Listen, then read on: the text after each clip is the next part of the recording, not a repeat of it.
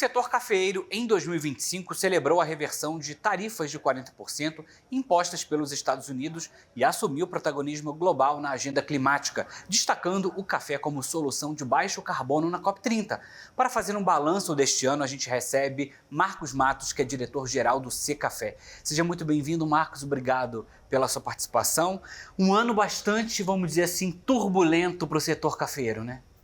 Com certeza, primeiramente uma satisfação estar com todos vocês mais uma vez, mas sim, acho que foi o ano mais desafiador da minha vida profissional por conta de vários assuntos, mas felizmente estamos conseguindo encaminhar as coisas de uma forma positiva para concluir 2025 num cenário positivo, apesar de todos os desafios que nós tivemos. A gente teve, eu acho que o grande destaque para o setor cafeeiro foi o tarifaço.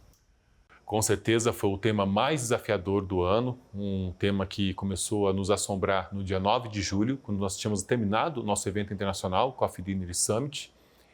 A ordem executiva veio no dia 30 de julho, formalizada, valendo em 7 dias, 6 de agosto. E ali foi um verdadeiro pesadelo. Um pesadelo que durou até o dia 20 de novembro, com retrações muito significativas, caímos 46% em agosto, 53% em setembro, 54,4% em outubro, chegamos a calcular 600 milhões de dólares de prejuízo. E o mais importante, a safra 2026 chegando, que tudo indica que pode ser sim uma safra positiva, com maiores volumes, estoques não recompostos, porque a gente realmente vem de muitos anos em baixa produção, mas um nível mais adequado. E aí, se a gente perdesse os espaços nos blends dessas marcas dos Estados Unidos, com todos os outros países, e exportando para os Estados Unidos, fazendo contratos de longo prazo, e o consumidor se adaptando a esses outros cafés, poderia ser um prejuízo de mais de 4 bilhões de dólares, considerando 25 e 26. Então, a reversão que consolidou agora foi um alívio muito grande. Mas a gente pode colocar um ponto aí nessa toda a discussão, claro, toda a negociação, a gente sabe de todo o processo que teve, mas a gente pode puxar um pouquinho para o nosso café brasileiro, que assim, a gente é o grande exportador de café, a gente pode levar para o nosso lado que a gente tem um café de extrema qualidade e isso também deve ter sido levado em consideração, porque assim, as pessoas começaram a sentir um pouco dessa dificuldade. Os Estados Unidos o café subiu muito e a gente, querendo ou não, a gente tem sim um dos melhores cafés do mundo.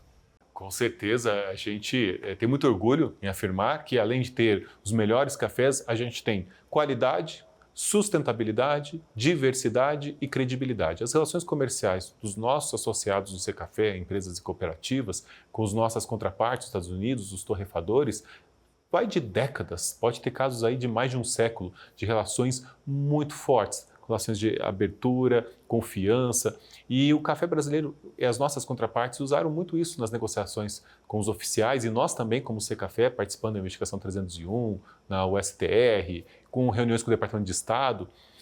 A gente diz o seguinte, é o melhor café e mais que melhor o café, mais qualidade. É uma relação benefício-custo. Você consegue comprar o café com preço justo e apreciar as qualidades do café brasileiro. Então, realmente é só o Brasil que une essas duas características. E a gente teve também aí a participação do Secafé na COP30, que foi outro destaque aí, marcando presença, demonstrando aí a questão do café brasileiro como solução, né, como para renda, combate às questões climáticas e também foi um ponto bastante positivo, né? Olha, eu fico muito orgulhoso com o resultado da COP, o balanço, principalmente pelo que eu vi a Embrapa fazendo, né, a presidente Silvia, o sistema CNA-Senar, unidos formando o AgriZone, o nosso guerreiro, professor Roberto Rodrigues, unificando vozes, buscando estratégias, formando o Fórum Brasileiro de Agricultura Tropical, mostrando o Brasil como centro de sustentabilidade, centro de inovação. E o Secafé, ele é importante nesse processo porque o café ele é muito internacional. Então, além da gente contribuir nas discussões da AgriZone, fazer o Dia do Café, que foi muito, muito bom, eu fui como delegação da França, a pedido dos ministros, a ministra de Meio Ambiente da França, para participar de uma rodada de discussões com vários ministros de Estado, França, Espanha, Alemanha e Países Baixos. extremamente internacional para a gente falar sobre o balanço de carbono negativo da cafeicultura, o nosso case, né, nosso exemplo da plataforma IUDR para atender a lei anti-desmatamento, mesmo hoje em fase de postergação, mas os nossos importadores começaram a fazer suas checagens, porque a questão política a gente nunca sabe para que lado vai. E também falamos sobre o lado da cafeicultura ser social, 78% de todos os cafeicultores acessam o Pronaf, que é uma linha para agricultura familiar, preservam mais do que exige o código. Nas 39 regiões produtoras temos 1,25 vezes o tamanho da Suíça em áreas preservadas. Então a gente é um exemplo magnífico de sustentabilidade. E concluímos a nossa participação no Pavilhão da Itália, também um evento internacional em que a gente demonstrou os nossos critérios socioambientais para garantir o suprimento de cafés sustentáveis para todos os mais diversos e exigentes mercados que a gente exporta. Antes da gente falar das expectativas de 2026, uma coisa também que eu queria abordar com você é sobre a questão da armazenagem. Também é um ponto muito sensível para a questão do café, né? Eu diria que a questão logística como um todo, ela é muito sensível para o café. E nós, no Café Café, a gente publica um relatório todo mês que a gente avalia as condições da infraestrutura portuária. Então eu gostaria de chamar a atenção para questões de armazenamento nos portos e o esgotamento da infraestrutura portuária e dos terminais e dos atrasos que isso causa, de navios com custos adicionais, armazenagem adicional para os nossos exportadores, cargas que deixam de ser exportadas. Por exemplo, ano passado, quando nós batemos o recorde de 50,5 milhões de sacas, a gente deixou 1,8 milhão de sacas nos portos, porque não foi exportado, porque não tinha capacidade. E todos os meses a gente atualiza esses dados. Então, eu diria o seguinte, a infraestrutura afeta não só o café, é algo que a gente tem que olhar para o agro brasileiro, ele tem que crescer, segue crescendo e precisa para manter a nossa economia e as outras questões que são fundamentais para a nossa sociedade, mas a infraestrutura portuária não acompanha esse crescimento do agro brasileiro. Então, isso sim é um sinal de alerta para esse ano e principalmente para os próximos anos. Para 2026, como é que está a expectativa? Quais são aí a gente pós essa queda do tarifaço, tem outras barreiras comerciais, quais são os desafios que o Secafé já começa a monitorar para 2026, o que vocês esperam, como é que vai vir essa próxima safra? Pessoalmente falando, eu torço muito para um 2026 com mais harmonia e mais paz, porque realmente nós fomos desafiados em todos os aspectos numa magnitude que jamais vimos em 2025.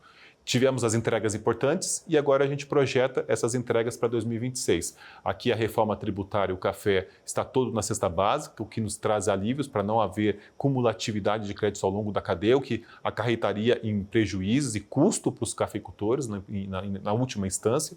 Então nós temos aí uma regulamentação muito ampla para se fazer ao longo de 2026 e estamos atentos e preparados com os argumentos para seguir avançando na reforma tributária. A IUDR, que é a Lei Antidesmatamento da União Europeia, sinaliza uma postergação de pelo menos um ano, mas com alguns critérios de rediscutir questões essenciais dessa lei. E para nós a gente acompanha, porque fomos a única origem que aumentou as vendas para a União Europeia diante das pressões que estavam sendo colocadas. Então nós estamos preparados, mas obviamente tem pontos da lei como risco país, por que um país que desmata aparece com baixo risco e o Brasil como médio risco. Então a gente tem questões, mapas que às vezes não têm as escalas adequadas para avaliar desmatamento que o poder público lá da Comissão Europeia, da União Europeia usa. Então a gente tem alguns pontos para equacionar e então vai vir ali uma rediscussão. Mas tem outros pontos vindo da Comissão Europeia que são negativos para o Brasil, relacionados a agroquímicos, limite máximo de resíduos, o fim da tolerância de importação, quando a gente tem que usar um produto e eles não usam porque é clima temperado. Então a gente tem pontos ali que a gente acompanha, a questão do balanço de carbono, o carbono na fronteira, que é uma nova regulação da União Europeia, que se a gente não mostrar que o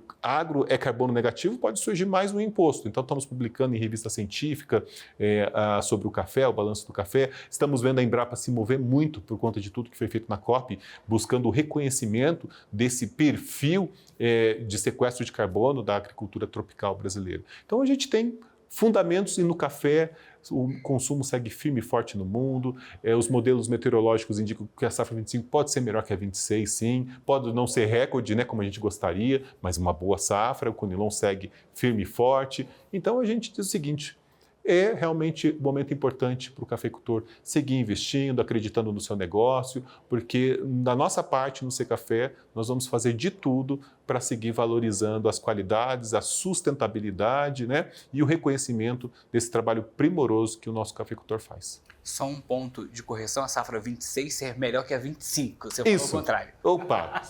Vamos corrigir. A safra 26 tende a ser melhor que a 25, que foi abaixo da expectativa, abaixo das projeções agronômicas. Muito obrigado pela participação. A gente espera aí que 2026 seja bastante produtivo para vocês. Muito obrigado.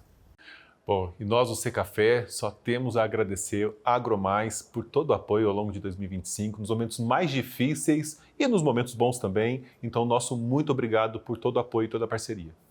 Muito bem, esse foi o Balanço 2025, expectativas 2026, e a gente recebeu aqui Marcos Matos, que é o diretor-geral do Secafé. Até a próxima.